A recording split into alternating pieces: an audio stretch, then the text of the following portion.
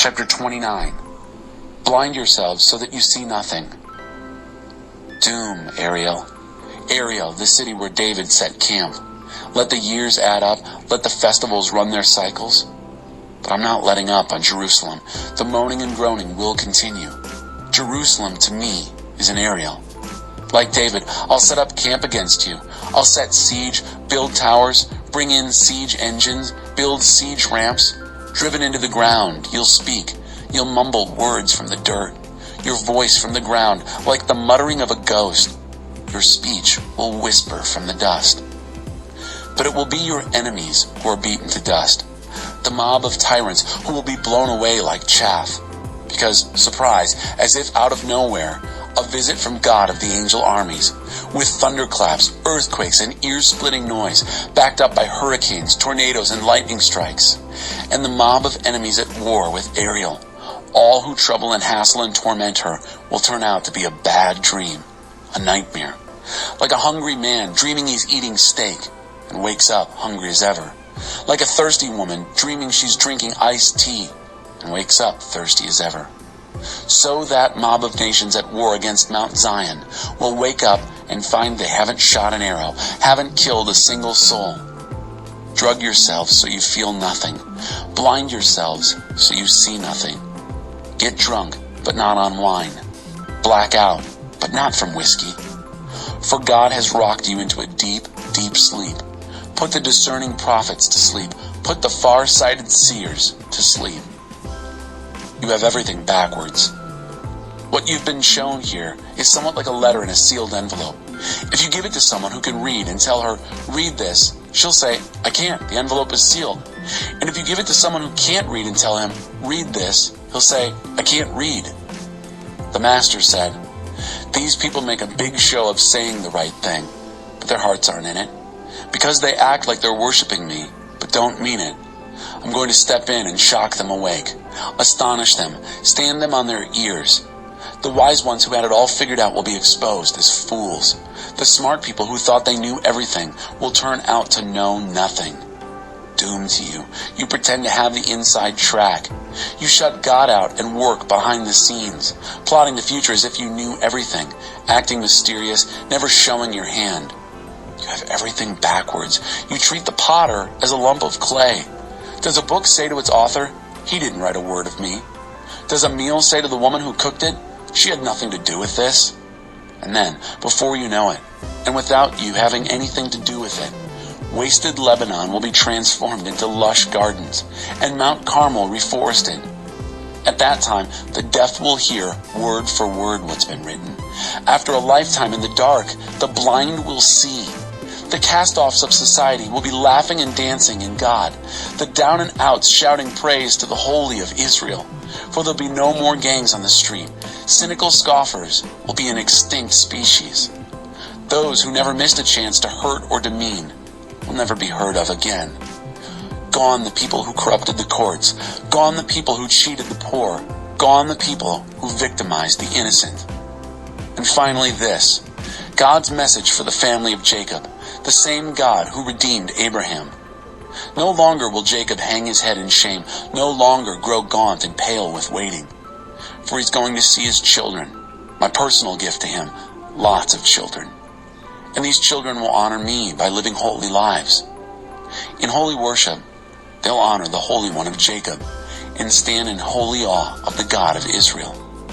Those who got off track will get back on track, and complainers and whiners learn gratitude. Chapter 30. All show, no substance. Doom, rebel children. God's decree. You make plans, but not mine. You make deals, but not in my spirit. You pile sin on sin, one sin on top of another. Going off to Egypt without so much as asking me. Running off to Pharaoh for protection, expecting to hide out in Egypt. Well, some protection Pharaoh will be, some hideout Egypt.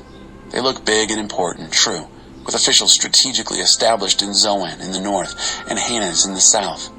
But there's nothing to them. Anyone stupid enough to trust them will end up looking stupid. All show, no substance, an embarrassing farce. And this note on the animals of the Negev, encountered on the road to Egypt. A most dangerous, treacherous route, menaced by lions and deadly snakes. And you're going to lug all your stuff down there? Your donkeys and camels loaded down with bribes? Thinking you can buy protection from that hollow farce of a nation? Egypt is all show, no substance. My name for her is Toothless Dragon. This is a rebel generation. So, go now and write all this down. Put it in a book so that the record will be there to instruct the coming generations. Because this is a rebel generation, a people who lie, a people unwilling to listen to anything God tells them. They tell their spiritual leaders, don't bother us with irrelevancies. They tell their preachers, don't waste our time on impracticalities. Tell us what makes us feel better. Don't bore us with obsolete religion. That stuff means nothing to us. Quit hounding us with the Holy of Israel. Therefore, the Holy of Israel says this, because you scorn this message, preferring to live by injustice and shape your lives on lies, this perverse way of life will be like a towering, badly built wall that slowly tilts and shifts, and then one day, without warning, collapses. Smashed to bits like a piece of pottery, smashed beyond recognition or repair. Useless, a pile of debris to be swept up and thrown in the trash. God takes the time to do everything right. God, the Master, the Holy of Israel, has this solemn counsel. Your salvation requires you to turn back to me and stop your silly efforts to save yourselves. Your strength will come from settling down in complete dependence on me. The very thing you've been unwilling to do. You've said, nothing doing. We'll rush off on horseback. You'll rush off all right, just not far enough. You've said, we'll ride off on fast horses. Do you think your pursuers ride old nags? Think again. 1,000 of you will scatter before one attacker. Before a mere 5, you'll all run off. There'll be nothing left of you. A flagpole on a hill with no flag. A signpost on a roadside with the sign torn off. But God's not finished. He's waiting around to be gracious to you. He's gathering strength to show mercy to you. God takes the time to do everything right. Everything. Those who wait around for him are the lucky ones. Oh yes, people of Zion, citizens of Jerusalem, your time of tears is over. Cry for help, and you'll find its grace and more grace. The moment he hears, he'll answer. Just as the Master kept you alive during the hard times, he'll keep your teacher alive and present among you. Your teacher will be right there, local and on the job, urging you on whenever you wander left or right. This is the right road. Walk down this road. You'll scrap your expensive and fashionable God images. You'll throw them in the trash as so much garbage, saying, good riddance. God will provide rain for the seeds you sow. The grain that grows will be abundant. Your cattle will range far and wide. Oblivious to war and earthquake, the oxen and donkeys you use for hauling and plowing will be fed well near running brooks that flow freely from mountains and hills. Better yet, on the day God heals his people of the wounds and bruises from the time of punishment, moonlight will flare into sunlight, and sunlight, like a whole week of sunshine at once, will flood the land. Look, God's on his way, and from a long way off, smoking with anger, immense as he comes into view, words steaming from his mouth, searing, indicting words. A torrent of words, a flash flood of words, sweeping everyone into the vortex of his words. He'll shake down the nations in a sieve of destruction, herd them into a dead end. But you will sing through an all-night holy feast. Your hearts will burst with song, make music like the sound of flutes on parade, en route to the mountain of God, on the way to the rock of Israel. God will sound out in grandiose thunder, display his hammering arm, furiously angry, showering sparks, cloudburst, storm, hail. Oh yes, at God's thunder, Assyria will cower under the clubbing. Every blow God lands on them with his club is in time to the music of drums and pipes. God in all-out two-fisted battle, fighting against them. Topheth's fierce fires are well prepared, ready for the Assyrian king. The Topheth furnace is deep and wide, well stoked with hot burning wood. God's breath, like a river of burning pitch, starts the fire. Chapter 31. Impressed by military mathematics.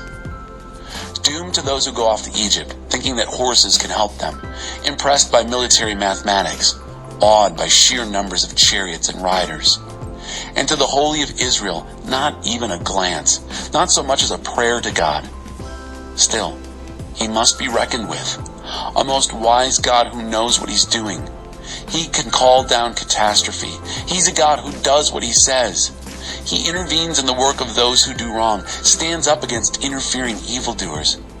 Egyptians are mortal, not God, and their horses are flesh, not spirit. When God gives the signal, helpers and helped alike will fall in a heap and share the same dirt grave. This is what God told me. Like a lion, king of the beasts, that gnaws and chews and worries its prey, not fazed in the least by a bunch of shepherds who arrive to chase it off. So God of the angel armies comes down to fight on Mount Zion, to make war from its heights.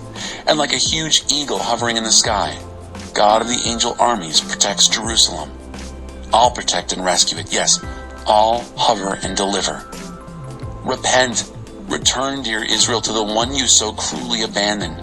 On the day you return, you'll throw away, every last one of you, the no gods your sinful hands made from metal and wood.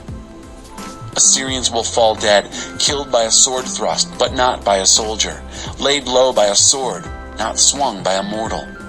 Assyrians will run from that sword, run for their lives, and their prize, young men made slaves. Terrorized, that rock-solid people will fall to pieces. Their leaders scatter hysterically. God's decree on Assyria.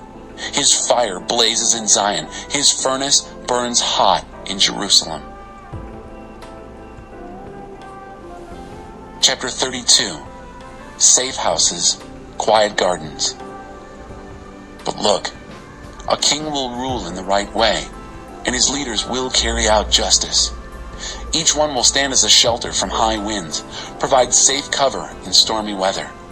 Each will be cool running water in parched land, a huge granite outcrop giving shade in the desert. Anyone who looks will see, anyone who listens will hear. The impulsive will make sound decisions, the tongue-tied will speak with eloquence. No more will fools become celebrities, nor crooks be rewarded with fame. For fools are fools, and that's that, thinking up new ways to do mischief. They leave a wake of wrecked lives and lies about God, turning their backs on the homeless, hungry, ignoring those dying of thirst in the streets. And the crooks? Underhanded sneaks they are, inventive in sin and scandal, exploiting the poor with scams and lies, unmoved by the victimized poor. But those who are noble make noble plans, and stand for what is noble. Take your stand, indolent women. Listen to me. Indulgent, indolent women. Listen closely to what I have to say. In just a little over a year from now, you'll be shaken out of your lazy lives. The grape harvest will fail, and there'll be no fruit on the trees. Oh, tremble, you indolent women. Get serious, you pampered dolls. Strip down and discard your silk fineries. Put on funeral clothes. Shed honest tears for the lost harvest, the failed vintage. Weep for my people's gardens and farms that grow nothing but thistles and thorn bushes. Cry tears, real tears, for the happy homes no longer happy, the merry city no longer merry. The royal palaces deserted, the bustling city quiet as a morgue, the emptied parks and playgrounds taken over by wild animals, delighted with their new home. Yes, weep and grieve until the Spirit is poured down on us from above, and the Badlands desert grows crops, and the fertile fields become forests. Justice will move into the Badlands desert. Right will build a home in the fertile field. And where there's right, there'll be peace.